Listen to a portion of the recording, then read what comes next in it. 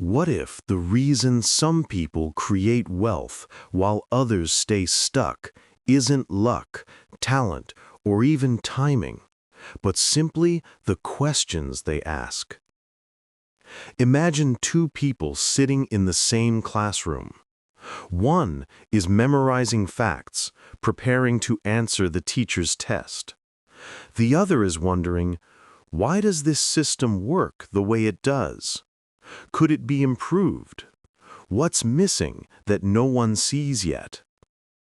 Years later, one is still waiting for instructions. The other is building a business that reshapes the very rules of the game. Welcome to the long game.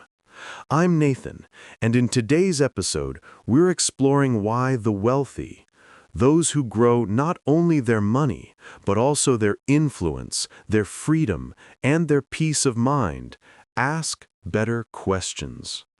Because the truth is, the quality of your questions determines the quality of your life. Think about it. Most people spend their days asking questions like, how do I pay the bills this month? Which job will give me the most security? Or even, how do I get this done as quickly as possible so I can relax? These questions are practical, yes, but they also trap you in a loop. They keep you focused on survival, on immediate problems, on short-term solutions. And when you live inside those questions, your answers can only ever be small. The wealthy, however, don't just accept the questions handed to them. They design better ones. Instead of asking, how do I make money? They ask, how do I build a system that makes money while I sleep? Instead of asking, what's the cheapest option? They ask, what's the option that creates the most value over 10 years? Instead of asking, how do I look smart? They ask, what am I wrong about? And who can help me see it? Better questions expand the frame. They open possibilities. They turn the mind from a narrow flashlight into a floodlight that reveals hidden paths. And wealth, true wealth, is built by walking paths others don't even know exist.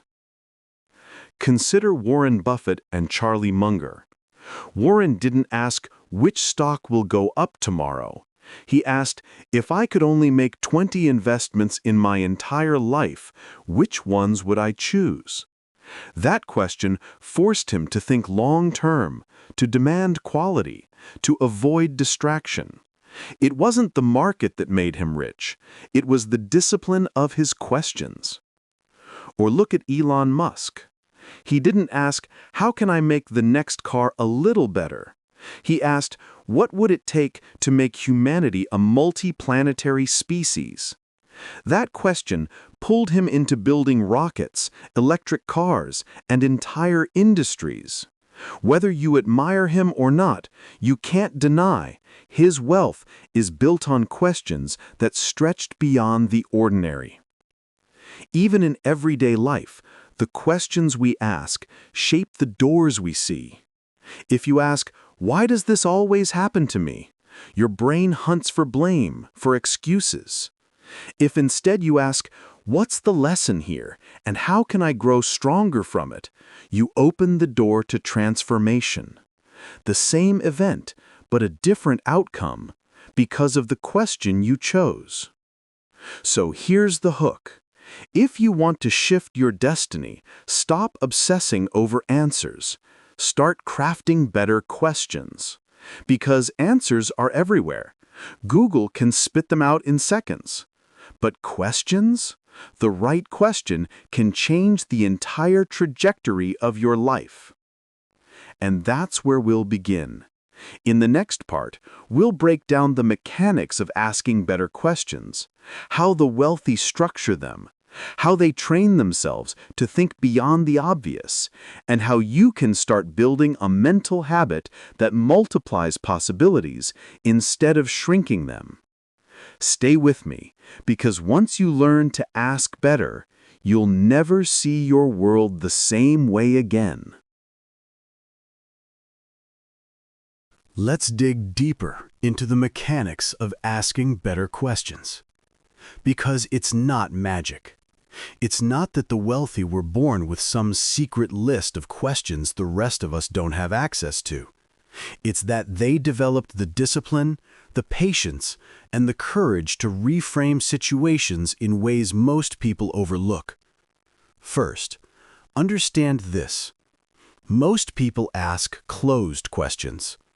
Closed questions have only one small answer. Things like, "Can I afford this?" Usually, the answer is yes or no. It shuts the door. It gives you nowhere to go.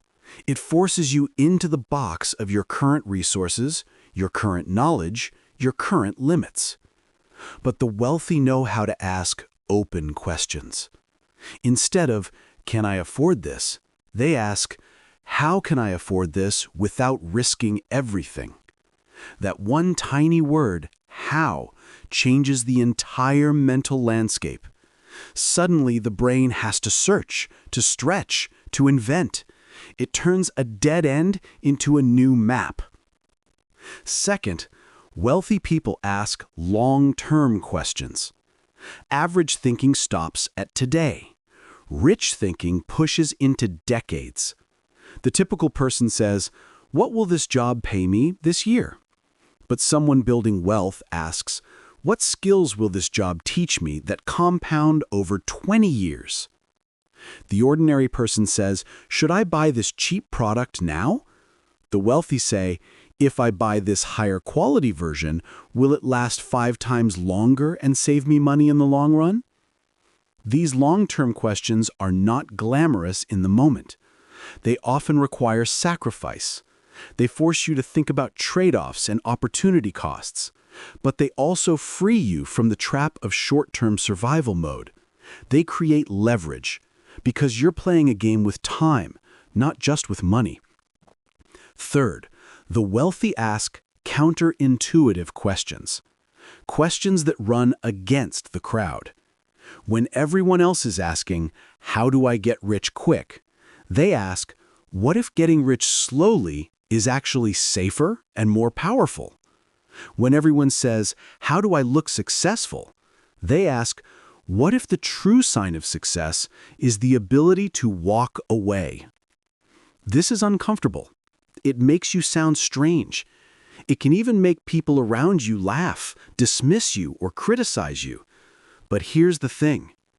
If you're asking the same questions as everyone else, you'll end up with the same answers everyone else gets. And if everyone else is struggling, broke, and stressed, maybe those questions weren't that smart in the first place. Fourth, the wealthy learn to ask self-challenging questions. This one is tough. Most people ask questions that protect their ego, like, "How can I prove I was right?" But wealthy minds ask, "What am I missing? Where could I be wrong? What assumptions would destroy this idea if they turned out false?" Charlie Munger once said, "Invert. Always invert." In other words, don't just ask how to succeed, ask what would guarantee failure and avoid those paths. This habit of flipping the question is like mental armor. It saves you from arrogance, from blind spots, from risks that could wipe you out. Fifth, wealthy individuals ask questions of scale. They don't just ask, "How do I sell one?" They ask, "How would I sell 1 million without going crazy?" They don't just ask, "How do I earn more income?" They ask, "How do I create a system where income flows whether I show up or not?" Questions of scale pull you out of the trap of trading time for money. They force you to build structures, not just hustle. Let's ground this with a few examples. When Jeff Bezos was building Amazon, his key question wasn't, "What's the easiest way to make profit this quarter?" It was, "What things will never change for customers in the next 10 years?" That one question gave Amazon a compass that has guided it for decades. Not a tactic, not a quick answer, a timeless question. Or consider Oprah Winfrey. When many people in media were asking, how do I get famous? Or how do I get ratings? She asked, how do I use this platform to truly serve people? That question shifted her career from being just another host to becoming one of the most trusted and wealthy figures in the world. Because the better question connected her to deeper meaning, and meaning creates momentum. Here's another key. Wealthy people don't rush the answer. Most people panic in the silence after a question. They demand quick fixes, but the wealthy let questions breathe. They sit with them. They journal about them. They discuss them with mentors, peers, and challengers. They allowed time to sharpen the question until it reveals an answer worth acting on. Think about the power of sitting with a single question for months, even years. What business could I build that would outlast me? What investments would I still be proud of if I looked back at age 80? Those are not questions you answer in 5 minutes, but they are the kinds of questions that quietly build empires. And here's a practice you can try today. Notice the quality of the questions you ask yourself. Are they small, closed, defensive? Or are they open, long-term, challenging? Write them down. Catch yourself when you ask, why is this happening to me? And replace it with, what can I do with this? Catch yourself when you ask, what's the quickest escape? And replace it with, what's the most meaningful move? Do this again and again, and over time, your entire mental operating system will shift. The wealthy don't have all the answers, but they ask questions so powerful, the answers eventually have no choice but to reveal themselves. In the final part, we'll talk about how you can train this skill for yourself.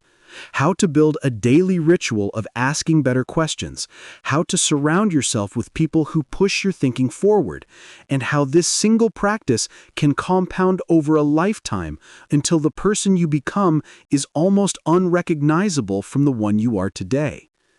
Stay with me. The best part is coming. Now let's bring it all home. We've explored why the wealthy ask better questions and how their mindset differs from the average. But the real magic happens when you take these ideas and weave them into your daily life. Because asking better questions is not a one-time trick. It's a lifelong practice, one that compounds like interest. Think of your mind as a search engine. If you feed it small, shallow questions, it will fetch small, shallow answers.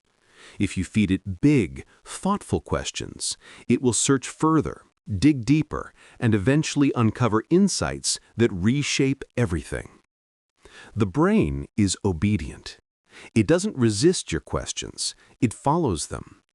So the question becomes, what commands are you giving it every day? Here's the first step. Build a daily ritual of asking. Set aside 5 minutes in the morning or at night. Write down 3 questions. They can be small, like, what's the most important thing I should do tomorrow? Or they can be massive, like, what would my life look like if I stopped being afraid? The point is not to answer them instantly. The point is to let them live in your mind, to let them shape the way you see the world.